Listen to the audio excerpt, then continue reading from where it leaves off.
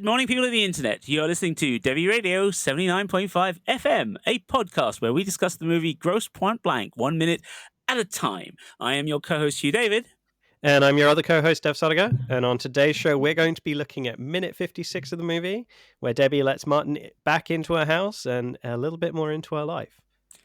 And joining us today and all of the episodes this week, we have movie superfan Kosmas, famed in Germany thanks to Vice magazine Germany, late lamented Vice magazine, they've just gone under, for having written an amazing number of film reviews on IMDb. Welcome to our podcast, Kosmas.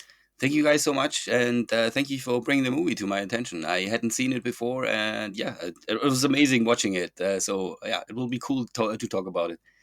And sorry for my English, by the way, so I hope, There's nothing to apologize for with your English, Kosmos. Your English is fantastic, trust me. It is definitely better than my German, so... There you go, yeah.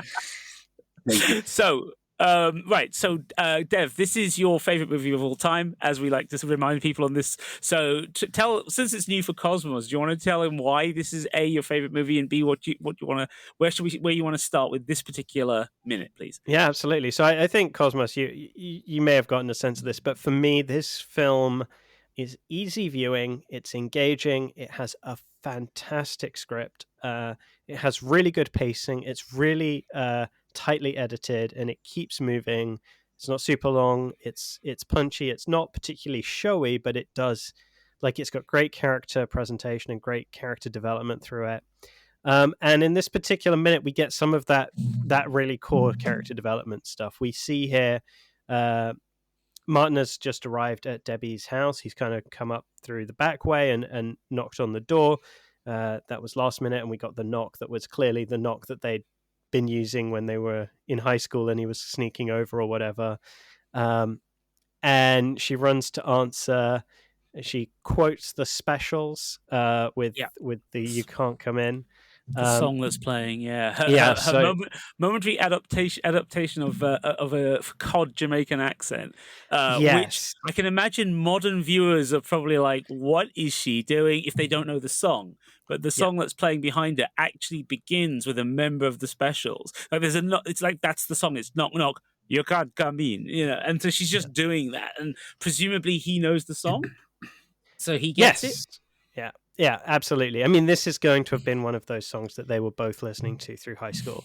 Yeah, so I don't think there's any racial connotations.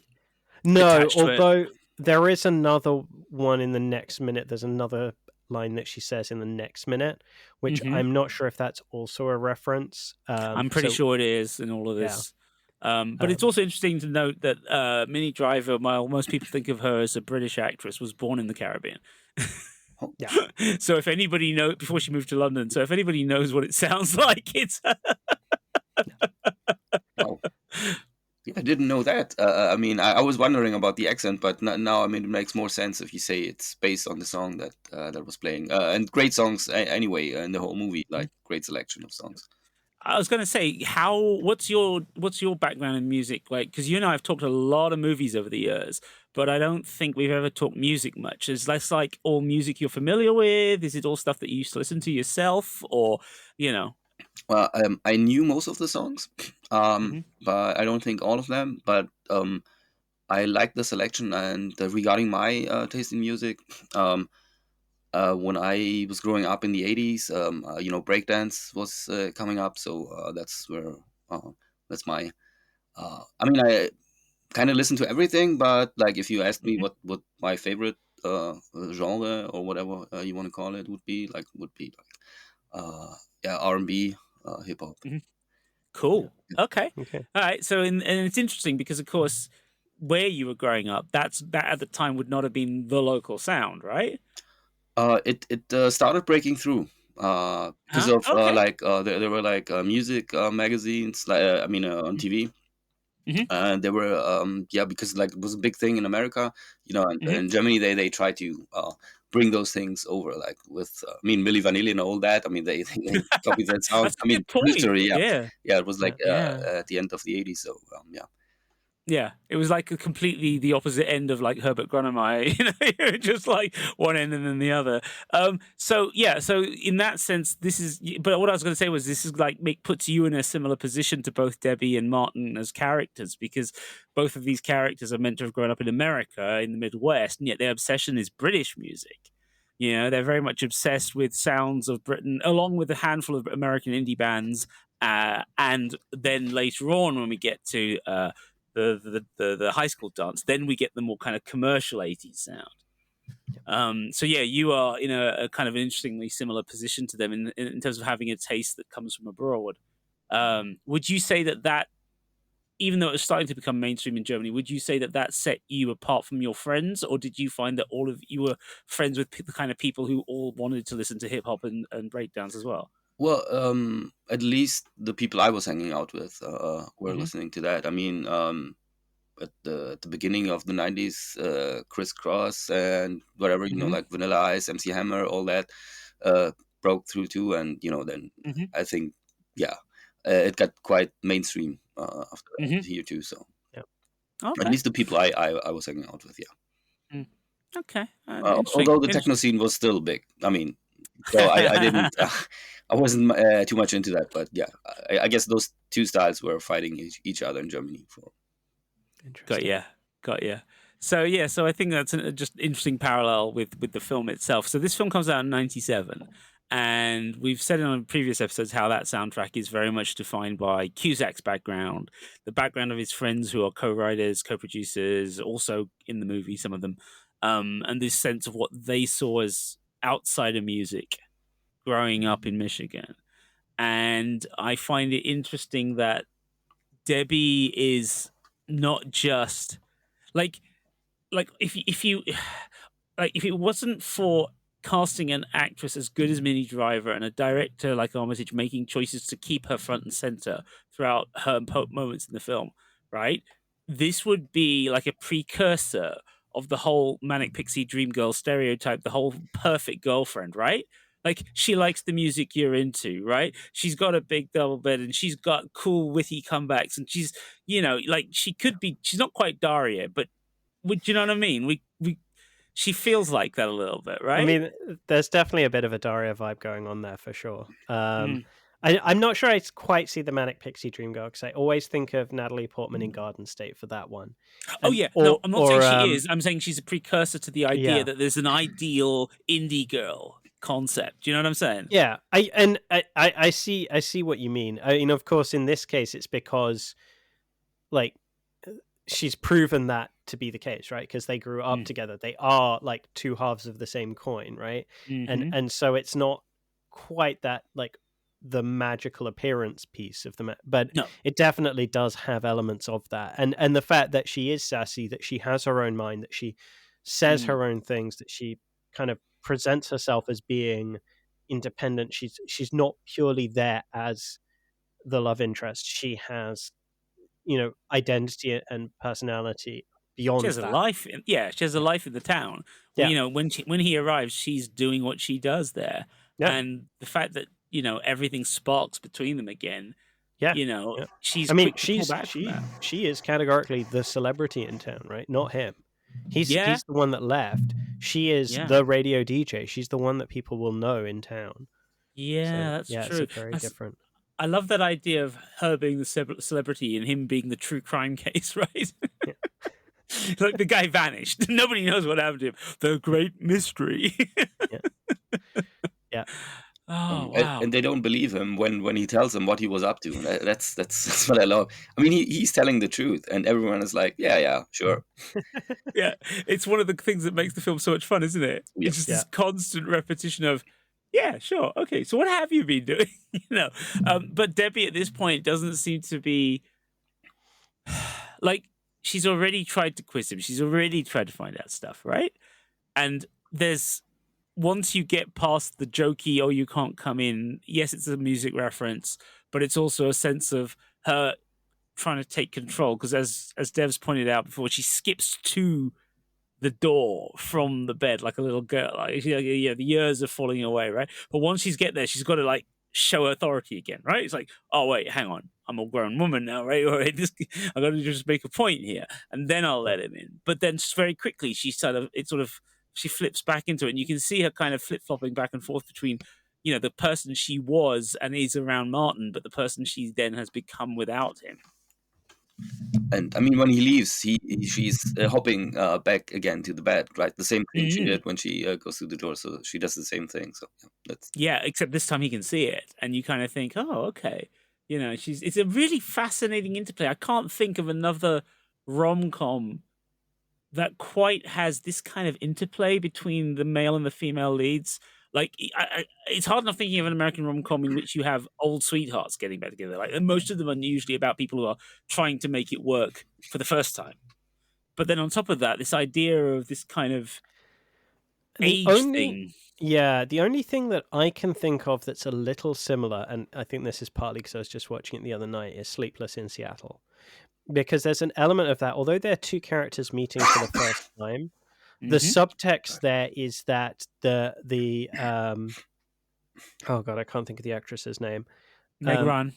But Meg Ryan's character is kind of the reincarnation of Tom Hanks' old wife, right? Like that's there's the kind of subtext there. And so everything when they do meet, and it's obviously a very brief part of the film where they actually really meet in person, but everything about that is this knowing you already know everything about this person element that you kind of have here as the overt overtext of everything that happens.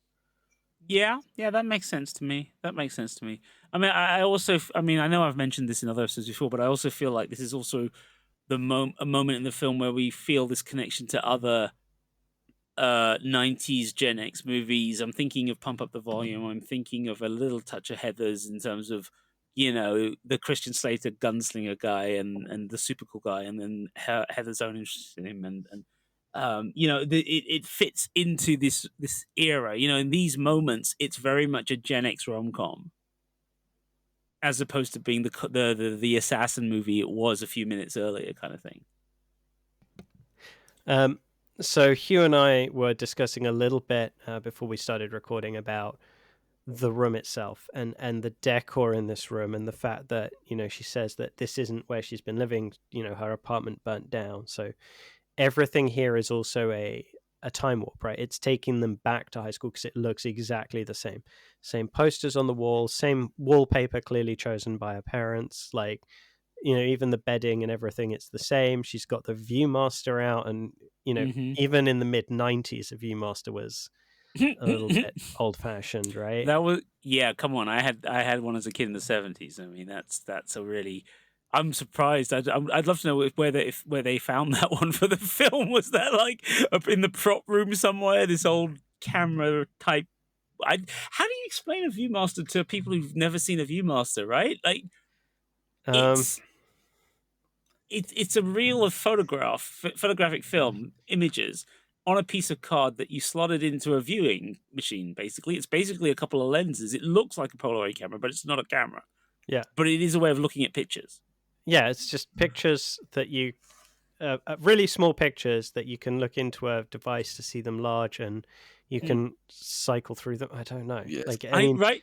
It's such redundant technology at this point. You're even to the point of why would you ever want to do this? I had one myself, by the way, in the 80s. Oh, wow! Yeah. I might still have it somewhere. It was a red one, and I was just skipping. But you remember the room better than I do from the thing. Based on what you said, I think it was great for John Cusack's character because he didn't find his old home, right? Mm-hmm. So coming back to this room and remembering all the old stuff, I guess this was, another high point for him, because not finding his own home, this being substituted through the supermarket or whatever. So now having something familiar, point. Not just her, but the environment, I guess heightens that too. And everything he's doing, especially initially when he comes back to town, is about that nostalgia, right? He goes back to his high school. He's trying to find those touch points. He goes to find his mother. And this is one of those touch points that's hits, right? Whereas the home, his mother, those have changed, right? But, the school is the same. This place is the same. Arguably, his dad's grave is the same. you're absolutely right. It's another of those touch points for him on his return. I also like the kind of the subtlety of having the "We will stop the Seabrook nuke" protest rally poster, and they frame Martin coming in through the doorway with the poster in one half on the left and Martin's on the right, and of course Martin's the ex-military guy. Yep. And you're kind of thinking, wait, did he go to that rally when he was young? Did he move so far away from who he was? Or was it always she was the one who was like fiery and into protest, and he was just a little bit like cooler, and chill about those things, which is why he was able to kind of lean into being a bit more violent. I mean, I don't know. Thinking of my own high school days in the 80s, that does seem like a relevant kind of distinction between people. There are some people who would go to a rally and would protest, and it wasn't just all talk. And then there's the ones for whom it's like they would just poo-poo the idea, and they'd be like, "Oh, come on, we still need the armies. Russia's on the doorstep, right? It was the 80s. It was the Cold War." So I kind of find it interesting that they put that contrast. They frame it in such a way that you get to. It's almost like a mini reminder that this is definitely not who he is anymore at all. Yeah, and I can't say whether it was he went along with things for her, which I can imagine, or I can imagine him doing that.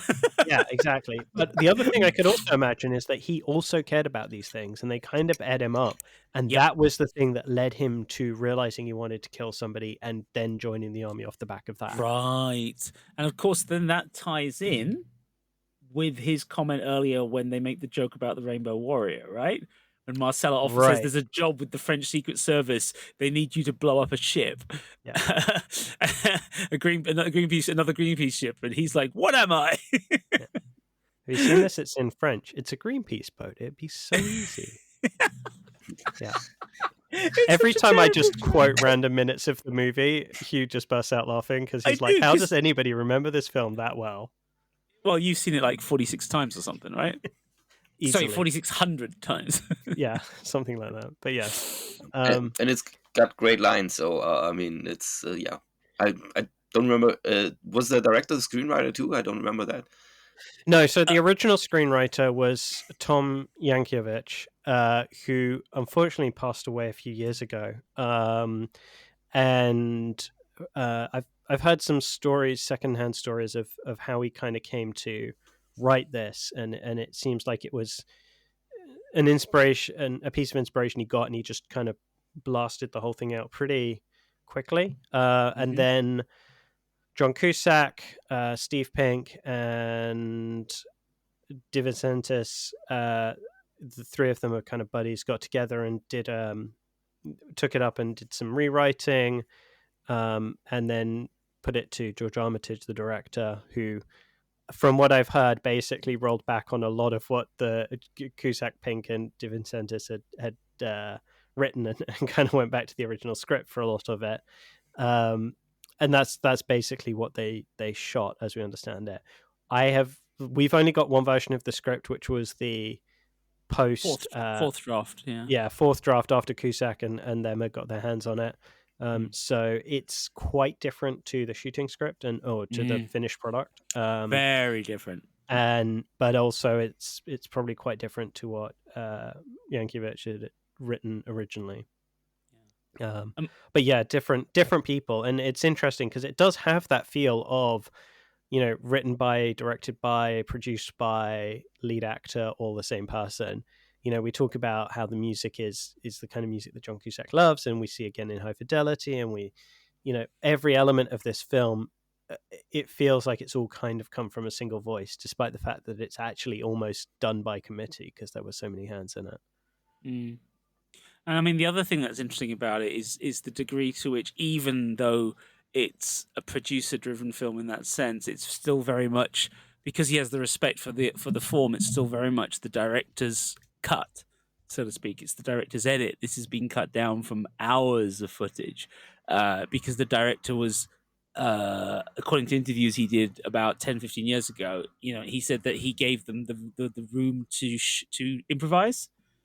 So in addition to the script, what you've also got is you've got 3 different takes minimum per scene, which is really fascinating. You have take 1, the exact version on the page. Take 2, loosen up a bit with it, play around with it, but pretty much, stick to the basics. So take 3, go wild, go nuts.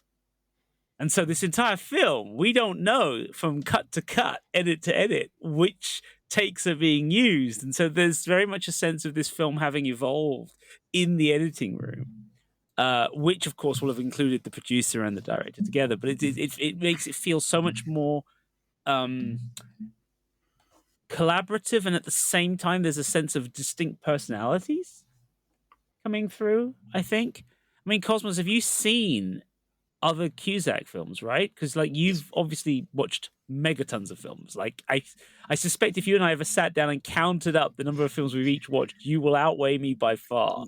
I'm not sure about that, but no, I'm pretty sure.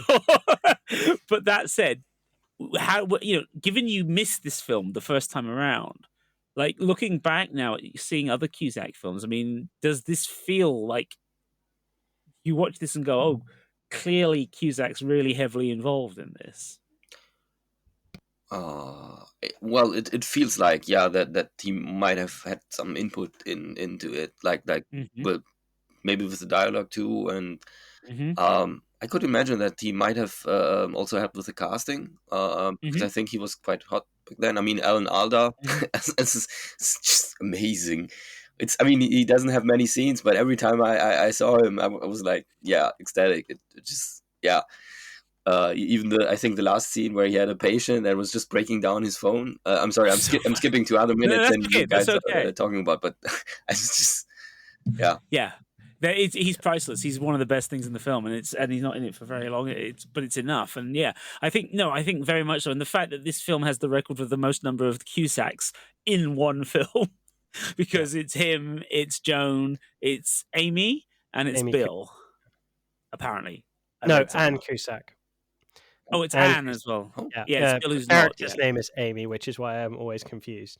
Right, that's it, Anne. Yeah, and then it's the only people who are not in it is his father and someone else I can't remember. So it's kind of funny, but I think it is a personal project in that sense. But that still doesn't stop certain kind of cliches.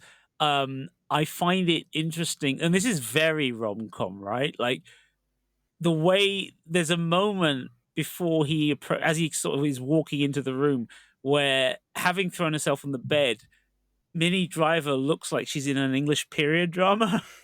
Because you've got the 4 posters, you've got the duvet and the painting on the wall with the flowers, and she's kind of leaning back in a kind of paint me like one of your French girls thing, and then the moment he comes in, she straightens out and is a bit more kind of relaxed, but it's very much at odds with the Clash poster, right? It's not like the Clash poster at all. It's way more kind of traditional romantic, traditional kind of fairy tale princess waiting for you kind of thing. And then the moment he takes his hat off, and then she moves forward again, and then it all changes again. It's really fascinating. She's pretending to be bored, right? Playing with her hair. But then, she's not bothering about the fact that he's coming right up close. He's been in this room before. He has permission here. So when she says it's a shrine, it's only temporary. It's really fascinating. Whose shrine? The parents' shrine for her, or? So something that I'd not realized, because she talks about Devil's Night. Her apartment burnt down on Devil's Night. Yeah. And so I was vaguely aware that Devil's Night was the night before Halloween. So it's also a big thing in Detroit. This is the thing I didn't realize, because I just Googled this. So, right. Do you want to talk about it here? If you're well, no. What I was going to say was 2 years earlier, in 1985, is a little indie action film called The Crow, which also brings Hong Kong action into American cinema, just like Grosse Pointe Blank, in that case through the late, great Brandon Lee, who sadly lost his life on the set of that film. Directed by Australian Alex Proyas, who was a specialist in music videos, particularly grunge and metal. And so that film is considered to this day by those people who appreciate it as one of the all-time great in like American indie action rock sagas. Kind of, it's Streets of Fire for the goth generation, right? And it's just a grand film. But the thing is, the whole thing is set on Devil's Night. It's all about Devil's Night, and the film was a runaway success, not least because of the negative stuff around poor Brandon's death. That kind of helped create a certain amount of interest in the film for people who weren't going to watch it. But I mean, I saw it. I was living in Switzerland at the time. I mean, I knew the original comic book it was based on. Everybody I knew who was into like indie comic books was primed for that film. People who were into the music scene were primed for that film. It was a real kind of perfect storm of an indie film getting successful through these elements, and it's like it's this fictionalized, nasty, grim, crime-ridden, crows flying over, places burning version of Detroit. Right? It's like the complete worst possible version of Detroit you can imagine that the film's in. So I love the idea that here it's just this one-liner, and like if you know, and if you don't, doesn't matter. Right? Yeah. Just like a lot of things in this film, it's like the one-liners, if you know, you know. Yeah. And Devil's Night itself is a very Detroit-centered thing, and it is that vandalism, arson, and it kind of built from when it started in the 30s, 40s into the point we're at now. And so all of a sudden that throwaway line of my apartment burnt down on Devil's Night is what she's saying is like a bunch of hooligans set fire to the place I was living. Right? She's also saying she lived in the city. Maybe. I mean, it does happen. It did spread to the suburbs as well. Yeah, true. And given her job, I'm assuming that she is actually still at least somewhat close to Grosse Pointe because the radio station's in Grosse Pointe. So yeah, we don't see a car, do we, for her at any point in the film? No, and well, no, we do. We see the Saab because nobody buys American anymore. Oh yes, of course we do. Yeah, right. So she might live out. Yeah, but it's just another aspect of the kind of image of Detroit at this time in film in '97. We've had RoboCop and we've had Elmore Leonard's crime books, and we've had it's just this one more thing that is like, and I do. But again, the irony of it being spoken by a kind of slightly hippie-esque young lady lying on her bed in a very, very nice, sedate. I mean, it's a very nice looking room, right? Like this is. I mean, she grew up in comfort, right? Like, you exactly. You can tell that from the home she grew up in. So, her apartment burning down. She didn't have to worry about where she was going to sleep the next night or anything. It was exactly. She went straight home. Yeah. Do you? So I said this to you, Dev, before this recording. Kosmas, I don't know what you're going to make of this. You might think I'm completely nuts. I keep wondering if she is lying, and she's just stayed living in her parents' house all this time, or whether she actually had an apartment that burned down. I got no clue. It could go either way in my head. Dev's pretty sure that she had the apartment somewhere. So, like, she has two apartments. The one she no. What she's living in now. This is her dad's house, right? But she's got her own section of it with her own door. So it's kind of like, you're right. It's kind of like an apartment. Yeah. I don't think she has an own apartment. I don't know. I mean, it doesn't feel like it. I mean, it really, or maybe she just went back there because she knew he would come there and wouldn't like the other apartment. I'm not. Yeah, I mean, that would be the only other explanation, I guess. That's a great explanation. Yeah, I like that. Like, where else is he gonna go to find out? Yeah, cool. And also, there's also the possibility that, and again, this is like getting too. I know this is what we do with a minute by minute podcast. We get too far into the details, but is also people who I know who have apartments or homes, and then because of work they stay over at their parents' place or family place, and then they go back. She has everything he doesn't have anymore. Yeah. She's still got the home. She's got the relationship with the parent. She's got everything. All he's got is literally like what he's wearing and what he left in his hotel room, right? Yeah. Yes. I mean, she got people who care for her, and I mean not just because she has the job at the radio station, but yeah, and I mean he got the secretary, I guess, but it's not like I mean he gives her a gift at the end, but so they are kind of close, but it's still something different. It's still like a working relationship they have, and yeah. Oh yeah, and the cat. Let's not forget about the cat. Yeah. That's true. The other thing I think is interesting as we work through the minute is the dialogue, because we have Debbie trying to take control again of the situation, and she's trying once again to carry on her interrogation of Martin from the radio station. But he's actually more interested in trying to get her to go out to the reunion dance, right? And I find it really interesting that his dialogue is framed as a military operation. He's like, let's team up. We can watch each other's backs, and all this kind of thing. And it just, and I can see exactly why that makes her go, actually, what I really want to know is, where have you been and what are you doing again? Because he's sounding not like the person she knew, right? I bet he never talked like that at school. Sure. Yeah. I mean, it feels also like he really wants to do the restart. Like he wants to erase all the years and everything he has done with the familiar face and just go, go back 20 years. 10 years, and just be the person he was back then. Yeah. But of course, like the Americans say, you can't go home. Yeah.